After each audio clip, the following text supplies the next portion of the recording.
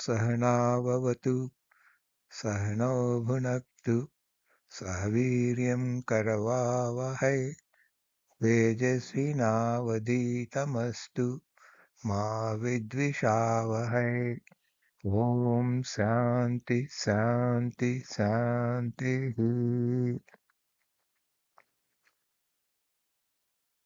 Discrimination of truth from untruth leads us towards mukti. In this regard, Jagadguru Sri Adi Shankaracharya teaches the way to discriminate in the form of a dialogue between an aspiring spiritual seeker and a qualified guru in Vivekachudamani. This book, Vivekachudamani, is recommended by Sri Bhagavan Ramana Maharshi, who said, "This text explains in detail the points that had to be grasped by those who seek liberation, and thereby directing them to the true and direct path." In the previous two videos, we came to understand that Panchakoshas are not the self. In this video, we will learn about the true nature of the self and also how to realize it. We will learn how to recognize a person who has realized the self and about his virtues. Ultimately, we realize the individual soul is nothing but the Brahman. In other words, Tattvamasi, thou art that. This is a Mahavakya. We will also discuss how to achieve Samadhi and the required virtues in a person who is aspiring to achieve Samadhi.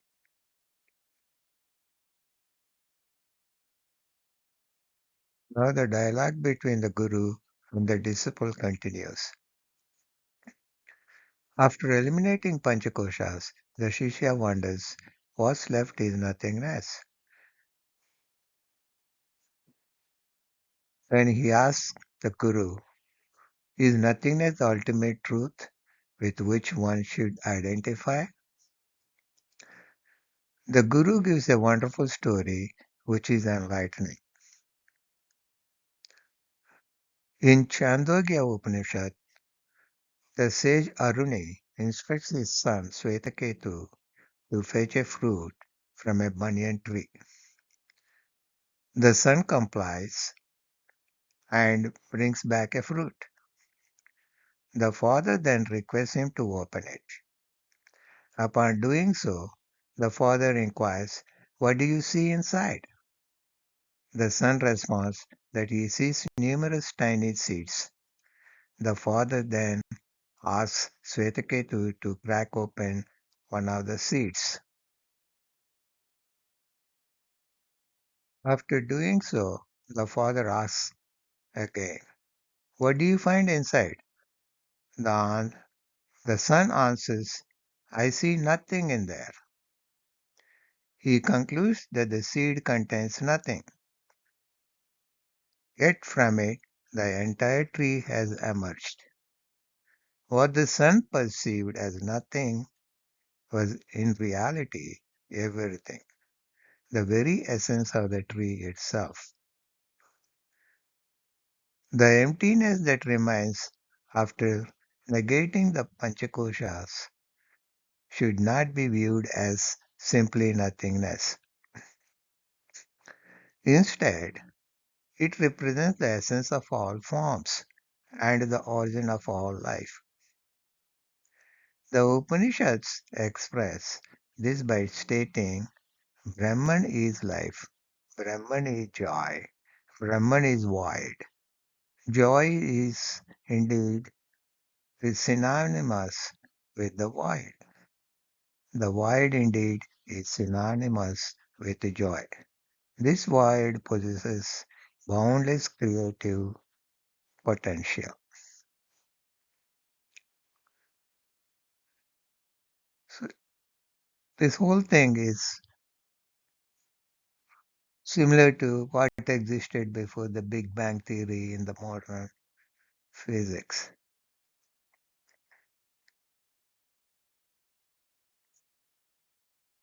After that, the Guru explains to the Shishya that traits such as the egoism and the panchakosas are mere modifications within a person, while the true essence, that is Atman, is found in the absence of these modifications.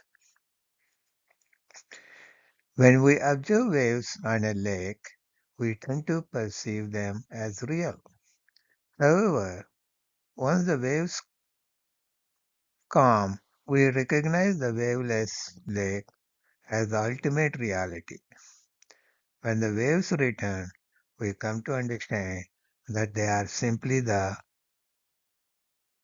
lake manifesting in a specific name and form. In the same way, egoism and the panchakoshas function like waves. By negating them, we come to realize that the Atman represents the Absolute. After this realization, if the modifications again rise, we see them to be nothing but ourselves. The primary feature of the self is that it is the perceiver, never the perceived. The self is the entity through which all things are observed. It is the subject, never an object. Humans possess both the self awareness and awareness of objects, whereas other species only have awareness of objects. What causes our inability to recognize ourselves? It is due to the coarseness of our buddhi. With practice, in engaging with the more subtle and increasingly refined realities, there will come a moment when our mind becomes sufficiently refined to realize the self. Buddhi attains subtlety through purification. It achieves purity when it is no longer influenced by sense organs. When it is free, it turns into wisdom. The man is, the Atman is self-cognized because it is cognized by itself.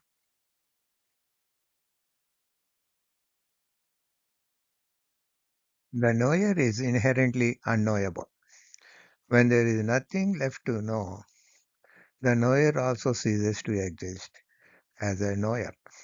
At that point, only pure knowledge remains. In such a state, if we must refer to the self as a witness, we can only assert that the self observes itself. Therefore, we the individual souls are actually nothing but that supreme reality. The self can only be recognized in our states of wakefulness, dreaming, and deep sleep. Individuals with refined buddhi have the ability to perceive it internally. The way to liberation is through self realization. Till now, we talked about the true nature of the self. Now we show that the universe is nothing but the self.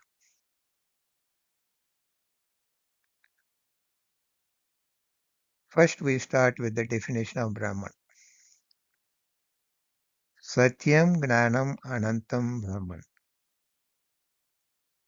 Brahman is existence, knowledge, infinite, pure, supreme, self existent, eternal, and indivisible bliss, not different from the individual soul,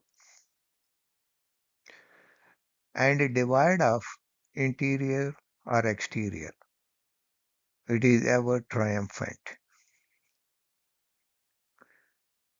Brahman resides deep within the cave of our heart, the supreme space of consciousness, also called Chidakasa.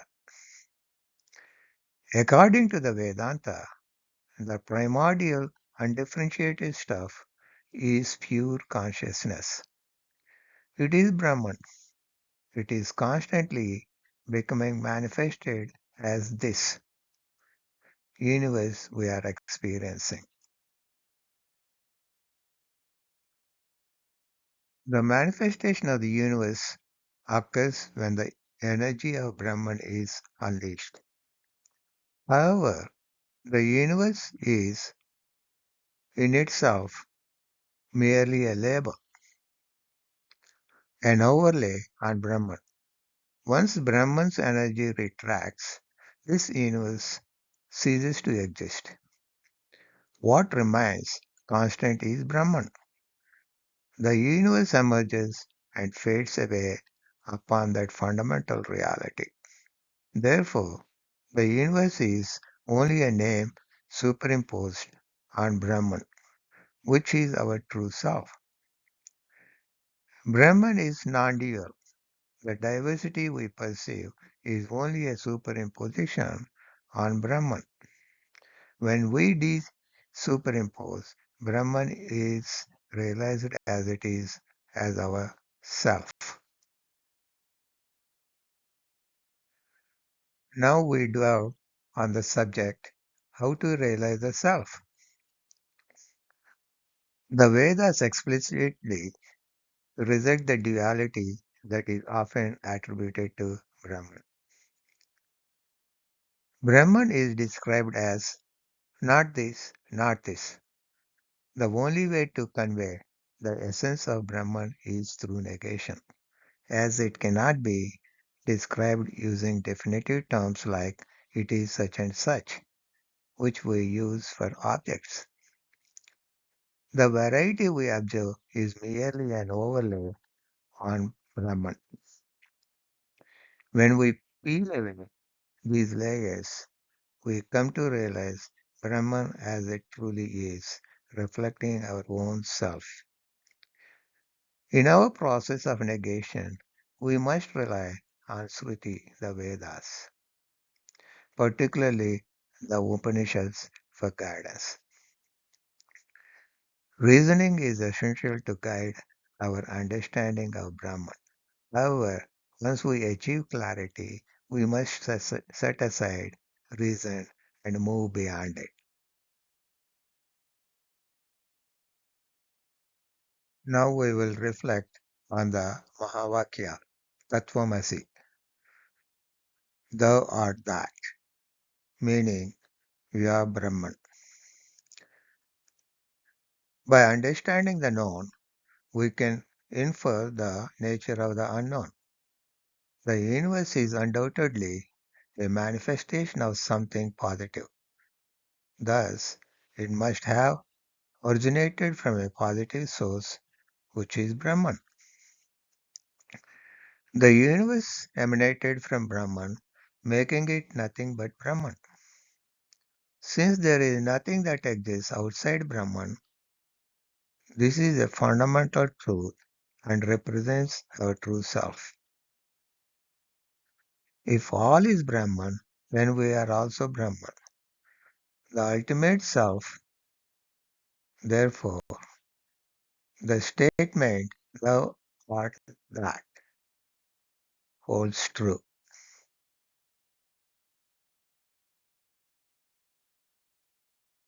We need to experience the dictum thou art that. The Guru exhorts his disciple to meditate and experience the truth for himself. The Guru tells the disciple, you are that Brahman. Meditate on this in thy mind and realize this truth for yourself. Meditation is a wonderful technique of penetrating into the depths of our being. It is only in the depths of meditation that one realizes Brahman. Bookish knowledge does not make us realize Brahman. Only experience does. By investing significant effort through good deeds, you have acquired this vessel of human body, which can transport you across the sea of sorrow. Hence, make the journey before the vessel deteriorates. The importance of vigilance in spiritual life. It is essential to remain diligent in one's commitment to Brahman. The eradication of desires leads to freedom. Thus, one must be very careful to prevent these desires from re emerging. For those in pursuit of spiritual wisdom, negligence poses the greatest threat. When the mind loses its vigilance, it is quickly ensnared by illusion. In a state of illusion, arrogance can take root. As arrogance grows, we find ourselves in bondage. The experience of Brahman in Samadhi. A great soul who has attained self-realization experiences bliss in the continuous awareness of Brahman. There are no external actions driven by desire. The mind remains unaltered and tranquil. This individual is perpetually relaxed, serene, and liberated. Their mind is composed and their senses well controlled. They possess great endurance and are committed to the practice of focused meditation. They consistently contemplate their own self as the self of the entire universe. Through persistent practice, when the mind becomes pure, it becomes one with Brahman. At this point, the state of samadhi evolves from savikalpa to nirvikalpa, leading to the direct experience of the bliss of Brahman, the ultimate reality that is singular. Vedanta outlines a three-step integrated approach for achieving self-realization. These steps include attentive listening to the teachings from scriptures, logical reasoning, and direct experience. Collectively, these can also be termed as Sravana, Manana, and Nididhyasana, that is meditation. The steps toward the attainment of Samadhi. The initial stages of yoga involve mastering one's speech, that is, speaking only truth, refraining from accepting gifts, and consistently residing in a secluded environment. Residing in a secluded environment aids in regulating the sense organs, and control over the senses facilitates mastery over the mind. By achieving this mental control, egoism is diminished, which in turn grants the yogi a continuous experience of the bliss of Brahman. The nature of the mind that can attain samadhi and liberation. To attain samadhi and liberation, one needs to cultivate dispassion, that is vairagya, and spiritual awareness.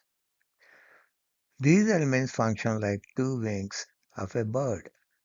Both are essential for achieving samadhi and liberation. For those seeking liberation, it is important that the mind is liberated from inherent tendencies. Our conscious mind often harbors various desires, which must be addressed through dispassion, that is, vairagya.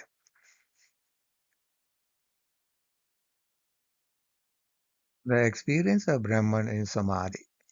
In Samadhi, the enlightened individual perceives the boundless Brahman within their heart. What is the nature of this Brahman? It is ineffable something of the nature of eternal knowledge and absolute bliss. It is uninterrupted, pure awareness and infinite bliss. It is one and non-dual. It is something because it is not an object that can be objectified. It is the eternal subject witnessing all the appearing objects. It is absolute. The criteria of perfection in this fashion, spiritual awareness and self-withdrawal. The peak of dispassion occurs when sense objects no longer evoke desire.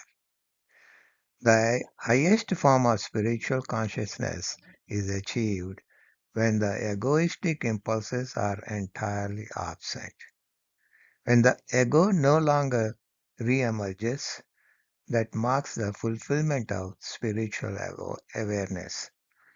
The small I is permanently transformed in the place of awareness of the Atman. The total stopping of mental modifications signifies the culmination of self-withdrawal, where the mind's functions are no longer influenced by external stimuli. Description of a man liberated in life.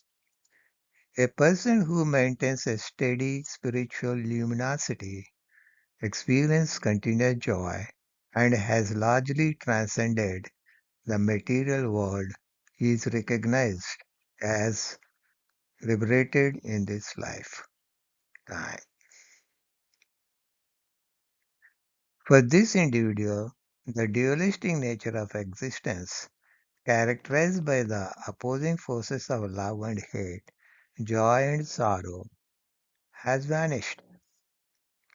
They perceive all things as manifestations of the divine Brahman. He becomes the embodiment of eternal wisdom and bliss. With this, all the videos on Vivekachudamani concludes. I hope you find it interesting, and I wish you would go read this book, Vivekachudamani, and experience yourself.